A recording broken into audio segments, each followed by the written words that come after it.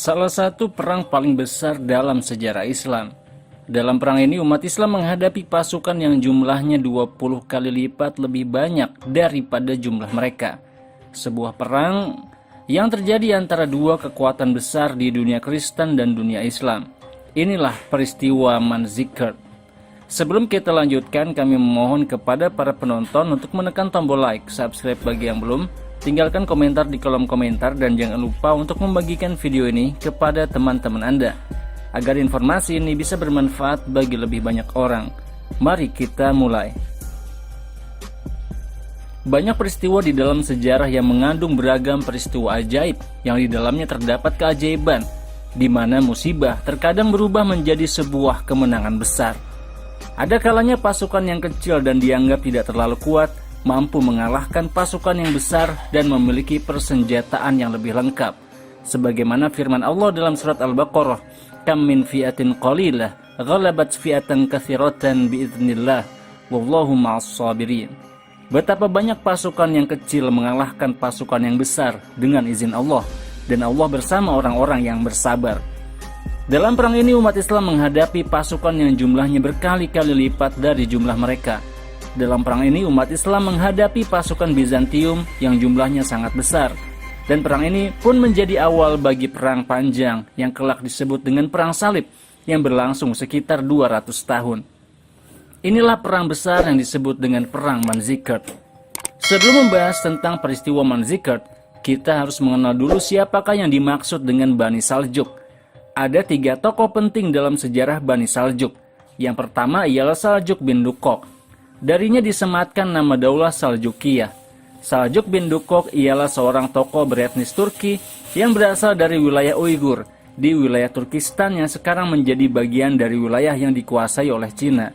Saljuk bin Dukok berhasil membangun kekuatan politik di wilayah Turkistan. Pengaruhnya pun meluas ke wilayah-wilayah sekitarnya, hingga mengancam negara-negara lain sekitarnya seperti Daulah Ghaznawiyah yang menguasai wilayah Asia Tengah dan India. Selanjutnya muncul tokoh Daulah Saljukiyah lain, yaitu Togrul Bek. Dia adalah cucu dari Saljuk bin Dukok. Togrul Bek berhasil memperluas wilayah kekuasaannya dan menduduki sebagian wilayah Daulah Ghaznawiyah pada tahun 429 Hijriah. Selanjutnya Daulah Ghaznawiyah pun melakukan penyerangan kepada Daulah Saljukiyah untuk menghancurkan Daulah Saljukiyah. Namun ternyata Togrul Bek berhasil mengalahkan pasukan Daulah Ghaznawiyah. Setelah berhasil mengalahkan pasukan Daulah Ghaznawiyah, pasukan Daulah Saljukiyah kemudian bergerak ke arah Kekaisaran Bizantium dan berhasil menguasai kota Ani yang berada dekat dengan batas wilayah antara Daulah Saljukiyah dan Kekaisaran Bizantium. Dalam peristiwa itu Daulah Saljukiyah berhasil mendapatkan sejumlah besar harta rampasan dan juga berhasil menawan 100.000 orang. Setelah kemenangan tersebut, pasukan Daulah Saljukiyah pulang kembali ke ibu kota dan selanjutnya bergerak ke arah Irak yang saat itu dikuasai oleh Daulah Buwaihiyah. Togrul Bek memasuki wilayah Daulah Buwaihiyah setelah berkomunikasi dengan Khalifah Daulah Abbasiyah saat itu Al-Qaim bi Amrillah. Saat itu Khalifah Daulah Abbasiyah sudah tidak memiliki kekuatan politik. Daulah Abbasiyah saat itu dikendalikan oleh orang-orang Bani Buwaihiyah yang mendirikan dinasti Buwaihiyah. Mereka adalah orang-orang Syiah yang berasal dari wilayah Persia.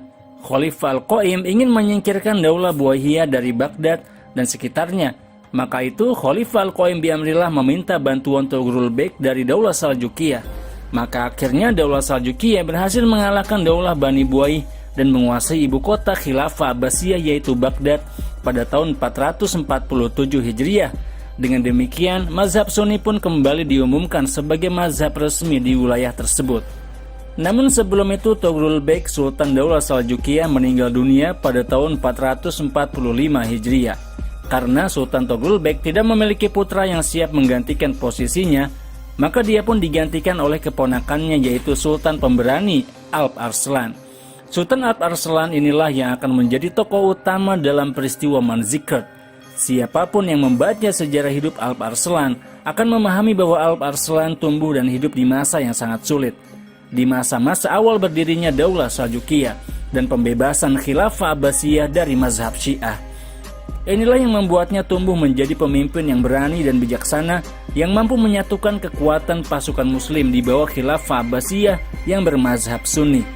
Meskipun tantangan sangat berat pada masa itu, banyak wilayah Islam yang sudah tidak mampu lagi dikendalikan oleh Daulah Abbasiyah. Wilayah Islam pun terpecah menjadi banyak kerajaan-kerajaan. Sementara itu, kekhalifahan Syiah di Mesir Daulah Fatimiyah menanti-nanti saat yang tepat untuk bisa menguasai Baghdad. Di tahun pertama dari masa kepemimpinannya, Alp Arslan berhasil memadamkan pemberontakan-pemberontakan yang ada di wilayah Daulah Saljukiyah. Setelah seluruh wilayah berhasil disatukan, Alp Arslan selanjutnya memimpin pasukannya untuk menyerang wilayah Bizantium. Alp Arslan berniat untuk menekan Bizantium dengan pasukan tempurnya. Sementara itu, Kaisar Bizantium Romanos Diogenes juga berniat untuk menyerang wilayah Islam. Romanos pun menyiapkan pasukan besar yang diperkuat dengan tentara bayaran. Pasukan Bizantium tersebut bergerak menuju wilayah Syam. Tujuan utama Romanos ialah untuk memperkuat posisinya sebagai penguasa Bizantium dan mengalahkan popularitas para pesaingnya. Karena kala itu ada sebagian pihak yang tidak setuju dengan kepemimpinan Romanos. Maka jika Romanos menang, dia berharap para pesaingnya akan mengakui kehebatannya dan mendukung Romanos sebagai Kaisar Bizantium. Romanos pun berhasil menjalankan misinya. Dia berhasil memasuki wilayah Syam dan menguasai benteng umat Islam. Romanos dan pasukannya berhasil mengalahkan pasukan Muslim yang berjaga di Syam. Dan setelah menang dan melakukan pembantaian terhadap penduduk Syam, Romanos pun pulang kembali ke ibu kota Bizantium. Kemenangan Romanos ialah kemenangan sesaat karena setelah kepergian Romanos dari Syam, wilayah Syam dapat dikuasai kembali oleh Daulah Saljukiyah. Sementara itu, Alp Arslan berhasil menguasai wilayah Georgia. Alp Arslan kemudian berniat untuk melakukan ekspedisi militer ke wilayah Anatolia. Namun sebelum pasukan Daulah Saljukiyah berangkat ke Anatolia, tokoh-tokoh di Mesir mengirimkan surat kepada Alp Arslan meminta bantuan untuk membebaskan Mesir dari kekuasaan Daulah Fatimiyah. Alp Arslan pun melihat adanya harapan untuk menyatukan kembali wilayah-wilayah Islam di dalam satu kekuatan. Maka Alp Arslan pun bergerak bersama pasukannya menuju Mesir. Dalam perjalanannya, pasukan Arslan melintasi wilayah-wilayah Anatolia dan membuka beberapa benteng Bizantium. Setelah itu, Romanus mengirimkan surat kepada Sultan Alp Arslan. Romanus meminta Alp Arslan untuk menyerahkan semua wilayah Anatolia yang ada di bawah kekuasaan Daulah Saljukiyah. Dan Romanus juga meminta agar Sultan Alp Arslan mengirimkan hadiah kepada Kaisar Romanus. Sebagian berpendapat bahwa Romanus berniat untuk menghancurkan Daulah Saljukiyah dan menghilangkannya dari panggung sejarah. Hal ini terlihat dari usaha Romanus untuk mengumpulkan pasukan dalam jumlah besar dari beragam ras, dari orang-orang Eropa Timur dan sebagian orang-orang Asia yang beragama non-Muslim. Sebagian sumber menyebutkan bahwa pasukan Bizantium yang disiapkan oleh Romanus berjumlah 200-300 ribu prajurit. Sebagian berpendapat bahwa jumlah pasukan Bizantium mencapai 600 ribu prajurit. Namun sebagian besar sumber menyebutkan bahwa pasukan Bizantium saat itu berjumlah 100 ribu prajurit. Daulah Saljukiyah saat itu harus memilih antara menetap dan bertahan di Anatolia atau melanjutkan perjalanan ke Mesir. Akhirnya Alp Arslan harus mengambil keputusan, dan itu adalah keputusan yang sangat sulit. Namun akhirnya Daulah Saljukiyah memutuskan untuk mengirimkan sebagian pasukan ke Mesir, dan di wilayah Anatolia ditinggalkan pasukan sejumlah 4.000 prajurit. Hal ini merupakan sebuah kecerdasan strategi yang ditunjukkan oleh Alp Arslan. Selain itu, Alp Arslan juga mengumumkan ajakan berjihad kepada penduduk Anatolia. Maka sebagian penduduk Anatolia akhirnya ikut bergabung bersama pasukan Alp Arslan. Begitu Romanus mendengar kabar bahwa pasukan Muslim di Anatolia hanya berjumlah 4.000 prajurit, Romanus pun tidak terburu-buru menyerang pasukan Muslim. Namun Romanus memanfaatkan kabar tentang sedikitnya jumlah pasukan Alp Arslan dengan menyuruh para jenderal yang tidak setia kepadanya untuk mundur dan pulang, dengan alasan karena mereka kelelahan karena perang. Sementara itu, jumlah pasukan Alp Arslan terus bertambah bersamaan dengan datangnya prajurit-prajurit Anatolia yang bergabung dengan Sultan Alp Arslan. Ada perbedaan pendapat tentang jumlah pasukan Alp Arslan, dan sebagian besar sumber menyatakan bahwa jumlah pasukan Sultan Alp Arslan ialah sejumlah 10-20 ribu prajurit. Ketika Sultan Alp Arslan sedang mempersiapkan pasukannya, datanglah kabar tentang besarnya jumlah pasukan Bizantium yang kurang lebih sebanyak 100-200 ribu prajurit. Ketika Sultan Alp Arslan mendengar kabar tersebut, dia pun menyadari bahwa dia membutuhkan waktu untuk mengumpulkan lebih banyak pasukan. Sultan Alp Arslan pun saat itu berpikir untuk meminta gencatan senjata kepada pasukan Bizantium yang dipimpin Romanos. Namun Alp Arslan sadar bahwa untuk melakukan gencatan senjata, pasukan Muslim harus memiliki posisi yang kuat. Maka Sultan Alp Arslan pun memutuskan untuk melakukan serangan dadakan terhadap pasukan Bizantium yang berjaga di tepi Sungai Van. Pasukan Bizantium tersebut berjumlah sekitar 20.000 prajurit. Maka pasukan Sultan Alp Arslan pun menyerang pasukan Bizantium dengan serangan dadakan. Serangan mendadak ini benar-benar menyulitkan pasukan Bizantium yang berjaga di tepi Sungai Van tersebut. Gerakan pasukan Sultan Alp Arslan begitu cepat karena jubah perang mereka lebih ringan daripada jubah perang pasukan Bizantium. Maka dengan cepat pasukan Muslim berhasil mengalahkan pasukan Bizantium yang ada di tepi Sungai Van tersebut dan menghancurkan kekuatan mereka. Pasukan Bizantium pun kabur ke arah Konstantinopel. Berita penyerangan pasukan Muslim tersebut sampai ke telinga pasukan Romanos. Bersamaan dengan itu datang pula utusan dari Sultan Alp Arslan kepada Romanos menawarkan untuk melakukan gencatan senjata. Tanpa diduga Romanos menghina utusan Sultan Alp Arslan dan mengatakan bahwa besok pagi mereka akan datang ke medan pertempuran. Hal ini menandakan bahwa tekad Romanos sudah bulat untuk mengadakan perang besar melawan pasukan Muslim. Dan tentu saja Romanos berniat untuk menguasai ibu kota Daulah Saljukia. Ketika kabar tersebut sampai ke Sultan Alp Arslan, Sultan Alp Arslan pun menyadari bahwa tidak ada pilihan lain selain menghadapi pasukan Bizantium dalam pertempuran. Maka Sultan Alp Arslan pun menyiapkan kemah pasukannya di Bukit Manzikert. Keesokan paginya, pasukan Bizantium keluar dari markas mereka ke medan pertempuran di Manzikert untuk menghadapi pasukan Muslim. Kedua pasukan pun sudah siap untuk bertempur dengan persiapan yang maksimal. Pasukan Bizantium terbagi menjadi 4 kelompok. Pasukan kiri dipimpin oleh Fyodor, pasukan kanan dipimpin oleh Prince, dan pasukan tengah dipimpin oleh Romanos sendiri. Sementara itu, di bagian belakang ada pasukan penjaga pertahanan yang dipimpin oleh Adernikos, seorang tokoh yang sedang berselisih dengan Romanos. Di sisi lain, pasukan Muslim terbagi menjadi 3 kelompok. Pasukan kanan dan kiri pasukan Muslim lebih maju ke depan daripada yang di tengah. Saat kedua pasukan saling berhadapan dan saat pasukan Muslim berdebar-debar melihat besarnya kekuatan pasukan Bizantium, seorang pujangga Muslim, Abu Nasr Muhammad bin Abdul Malik al-Bukhari, memulai syairnya untuk menguatkan mental pasukan Muslim, seraya berkata, "Sesungguhnya kalian berperang untuk agama yang dijanjikan kemenangan oleh Allah dan dijanjikan untuk dimenangkan atas seluruh agama. Bisa jadi Allah telah menulis kemenangan hari ini tertulis atas namamu dan akan terwujud dengan kedua tanganmu." Kedua pasukan pun saling berhadapan di medan pertempuran dan kesunyian terasa di tengah-tengah pertempuran. Saat Romanos melihat pasukan Muslim terdiam dan tidak bergerak, Romanos dan pasukannya pun juga terdiam dan tidak bergerak. Tidak ada yang tahu siapa yang akan memulai peperangan dan siapa yang akan memecahkan kesunyian tersebut. Suasana tegang begitu terasa di antara kedua pasukan, karena pasukan Muslim tidak bergerak dan tidak menunjukkan manuver apapun di medan pertempuran. Saat langit mulai gelap, Romanos memutuskan untuk mundur ke markas mereka, karena Romanos berpikir bahwa pasukan Muslim belum siap untuk bertempur pada hari itu. Namun saat pasukan Romawi mulai bergerak mundur, di luar perkiraan Romanos, Sultan Alp Arslan memutuskan untuk bergerak menyerang pasukan Bizantium. Pasukan pemanah Daulah Saljukia diperintahkan untuk melontarkan anak-anak panah mereka. Maka pasukan Bizantium pun dihujani dengan tembakan anak-anak panah dari segala penjuru. Malam itu peperangan berlangsung begitu dahsyat. Pasukan Muslim bertempur dengan kekuatan penuh, sehingga pasukan Bizantium begitu kesulitan menghadapi serangan pasukan Muslim. Malam itu, pasukan Bizantium benar-benar tidak bisa istirahat. Romanos pun berusaha untuk merapihkan kembali barisan pasukannya untuk mencegah terjadinya kekalahan. Namun tanpa disangka, Sultan Alp Arslan melakukan manuver lain yang membuat pasukan Bizantium melemah. Alp Arslan berkomunikasi dengan orang-orang Uighur non-Muslim dan mengajak mereka untuk bergabung dengan pasukan Sultan Alp Arslan. Karena mereka memang merupakan orang-orang yang berasal dari etnis yang sama. Karena Daulah Saljukia juga merupakan orang-orang Uighur yang telah masuk Islam. Dan tanpa diduga, pasukan Uighur non-Muslim yang tadinya berada di barisan pasukan Bizantium akhirnya berpindah ke barisan pasukan Muslim.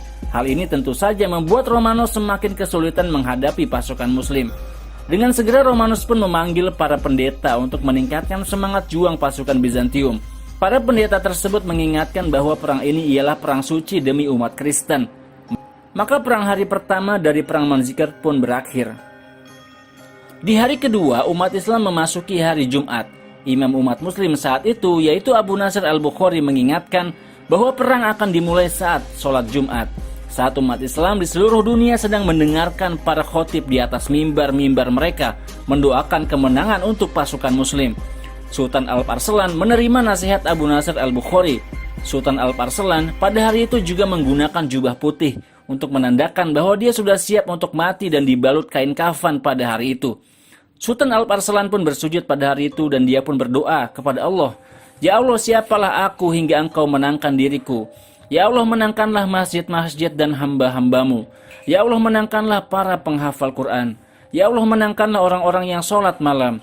Ya Allah, sesungguhnya aku bukanlah bagian dari mereka." Sultan Alp-Arslan pun menangis dan diikuti tangisan para pasukan muslim. Setelah itu Sultan Alp-Arslan berpidato di hadapan pasukannya. "Hari ini tidak ada lagi raja. Setiap orang memimpin dirinya sendiri. Siapapun dari kalian yang ingin pulang kepada keluarga kalian, pulanglah. Hari ini aku hanyalah prajurit biasa seperti kalian. Ini kain kafanku dan aku telah siap untuk mati dan aku telah menyerahkan jiwaku kepada Allah. Jika aku mati, maka aku sudah berada di dalam perlindungan burung-burung di surga setelah jasadku dimakan burung elang dan gagak, bersatu bersama arwah para syuhada sebelumku. Jika Allah beri aku kemenangan, maka betapa bahagianya diriku. Soreku akan lebih baik dari hari kemarinku." Kata-kata Alp-Arslan ini merupakan kabar gembira yang pernah diungkapkan oleh Rasulullah Shallallahu Alaihi Wasallam kepada Ja'far bin Abi Thalib dalam perang Mu'tah, bahwa ruh orang yang mati syahid karena kehormatannya di hadapan Allah maka tidak dapat ditampung di semua tingkatan surga. Namun ruh seorang syahid dapat berpindah dengan bebas di surga sesuka mereka di dalam perlindungan burung-burung hijau. Setelah tubuh mereka dipatuk oleh burung elang dan gagak. Setelah itu Sultan Alp-Arslan mengikat ekor kudanya sebagai isyarat bahwa dia tidak akan mundur. Maka kedua pasukan pun saling berhadapan untuk yang kedua kalinya. Suara trompet perang pun dibunyikan dan pasukan Bizantium pun bergerak menerjang pasukan muslim. Namun tiba-tiba tanpa diduga Sultan Alp-Arslan bersama pasukannya mundur ke belakang. Dan tiba-tiba pasukan muslim bergerak mundur dengan cepat dengan jarak yang cukup jauh, yaitu sekitar 4 km. Lalu tanpa diduga pasukan muslim dengan tiba-tiba berhenti dan berbalik mengepung pasukan Bizantium. Pasukan Bizantium pun terkejut dan mendapati bahwa mereka telah dikepung dari berbagai penjuru. Sementara itu pasukan Bizantium yang beretnis Turki keluar dari barisan pasukan Bizantium dan bergabung dengan pasukan Daulah Saljukiyah. Maka tekanan terhadap pasukan Bizantium pun semakin kuat. Namun pasukan Bizantium dengan besarnya jumlah mereka akhirnya mampu membalikkan keadaan, hingga akhirnya pasukan Bizantium berhasil menguasai markas pasukan muslim. Maka pertolongan Allah pun datang, angin yang sangat kencang bertiup dan menyulitkan pasukan Bizantium. Dan terbuka jalan bagi pasukan Daulah Saljukiyah untuk menyerang pasukan Bizantium. Maka pasukan muslim pun kembali menyerang dan menekan pasukan Bizantium. Kaisar Romanos pun kesulitan melihat pasukannya mulai kalah, baik yang berada di bagian samping maupun yang berada di bagian tengah. Romanos pun memutuskan untuk mundur ke markas mereka untuk menyusun dan merapihkan kembali barisan pasukannya dan melanjutkan pertempuran keesokan harinya. Di hari selanjutnya pasukan Bizantium dikagetkan ketika pasukan pertahanan Bizantium yang dipimpin Adir Nikos tiba-tiba mundur dan melarikan diri dari medan pertempuran. Kondisi ini membuat sebagian pasukan Bizantium merasa kaget dan mulai terjadi kekacauan di dalam barisan pasukan Bizantium. Pasukan Bizantium memang lebih rawan untuk terpecah, karena pasukan Bizantium memang terdiri dari banyak tentara bayaran yang tidak punya kepentingan politik dalam pertempuran tersebut. Sultan Alp-Arslan memanfaatkan kekacauan dalam barisan pasukan Bizantium dengan melakukan penyerangan dan penggempuran terhadap pasukan Bizantium. Pasukan sayap kiri umat Islam pun berhasil mengalahkan pasukan sayap kanan Daulah Bizantium. Pasukan sayap kanan Bizantium pun akhirnya dapat dilumpuhkan dan sebagian dari mereka melarikan diri. Pasukan sayap kiri pasukan Bizantium juga berhasil dikalahkan. Maka yang tersisa ialah Romanos dan juga pasukannya yang berada di tengah. Pasukan Daulah Saljukiyah pun mengepung pasukan Bizantium dan mulai menghabisi pasukan Bizantium satu demi satu. Romanos sebenarnya selalu dilindungi dengan pasukan pengawal khusus dan para prajurit pilihannya. Namun kondisi Romanos saat itu sangat sulit. Para pengawal Romanos pun tidak mampu menghadapi masalah berat yang mereka hadapi dan mulai kabur menyelamatkan diri mereka. Sementara itu Romanos juga sempat kabur, namun berhasil ditangkap oleh pasukan muslim. dan Romanos pun akhirnya dibawa ke hadapan Sultan Alp Arslan. Saat itulah terjadi percakapan yang dicatat oleh sejarah antara Kaisar Romanos dan Sultan Alp Arslan. Sultan Alp Arslan bertanya kepada Kaisar Romanos saat itu apa yang akan Kaisar Romanos lakukan jika Sultan Alp Arslan dapat ditangkap oleh pasukan Bizantium.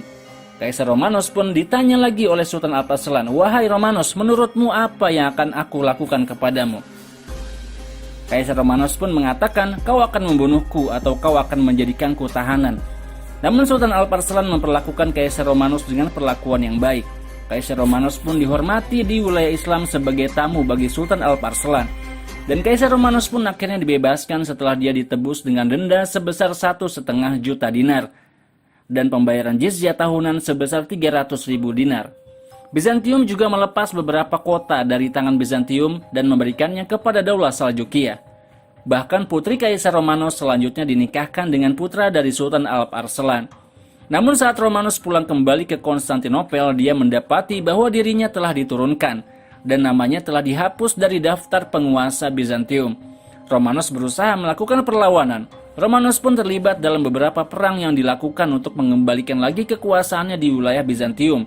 Namun akhirnya Romanos wafat dalam peperangan tersebut. Demikianlah akhir dari peristiwa Manzikert, salah satu perang paling penting dalam sejarah Islam yang sekali lagi membuktikan bahwa pasukan yang kecil dapat mengalahkan pasukan yang besar dengan izin Allah Subhanahu wa Ta'ala. Kekalahan Romanos dalam perang Manzikert merupakan kerugian yang sangat besar bagi Bizantium dan menjadi jalan pembuka bagi masuknya Islam di wilayah Anatolia. Dapat kita bayangkan betapa besarnya pengorbanan yang dilakukan para pejuang muslim untuk memenangkan agama Islam dan menyebarkannya ke berbagai tempat di seluruh dunia. Dan bayangkan juga betapa lelahnya kami membuat video ini agar informasi ini bisa disebarkan dalam bentuk yang lebih mudah dipahami. Terima kasih Anda sudah menonton video ini sampai habis. Jangan lupa untuk menekan tombol like, subscribe bagi yang belum, tinggalkan komentar di kolom komentar, dan jangan lupa untuk membagikan video ini kepada teman-teman Anda agar informasi ini bisa bermanfaat bagi lebih banyak orang. Sampai ketemu lagi di video selanjutnya insyaallah. Saya Muhammad Isdian Muttaqin. Wassalamualaikum warahmatullahi wabarakatuh.